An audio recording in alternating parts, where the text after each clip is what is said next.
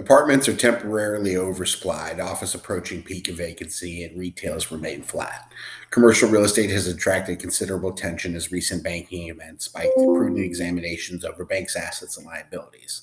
According to the latest FDIC call report, 160 banks held almost 1.2 trillion, or two-thirds of the commercial mortgage debt, while 4,500 institutions collectively held the rest of the loans collateralized by income-producing properties.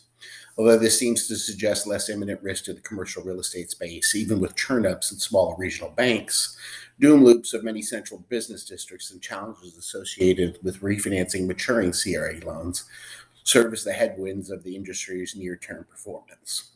The tide has been gradually shifting for the multifamily sector. Pandemic fever, once fueled by discounted rental price and migration, is gradually subdued as rent burden grew while economic growth and household formation slowed. Multifamily demand has softened notably over the past few quarters, with net absorption even teasing slightly below zero in the first quarter of 23. But because net move outs based on preliminary trend were so small, we would not be surprised if the sign flips when more construction data gets verified and backfilled in the next 2 weeks. Overall, we remain cautiously optimistic for multifamily demand, given a few interplaying factors, including the cooling of the single family housing market, resilient labor market, and positive real income growth. While leasing was weak, construction activities were at record high. Projects started in 21 and early 22 when rent growth was high, the cost of borrowing was low, expected to complete this year and next.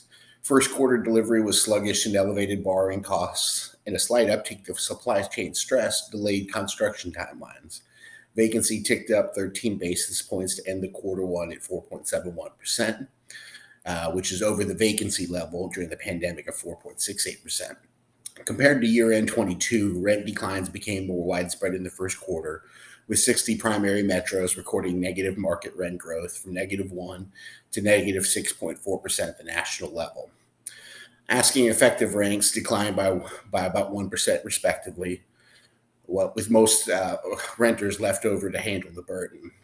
On a year-over-year basis, both asking and effective rent growth slowed from 17% in Q2 2022 to just around 6% this last quarter. Now, if you're in need of an experienced commercial real estate broker, I can be reached at 281-222-0433. I appreciate your time and have a good day.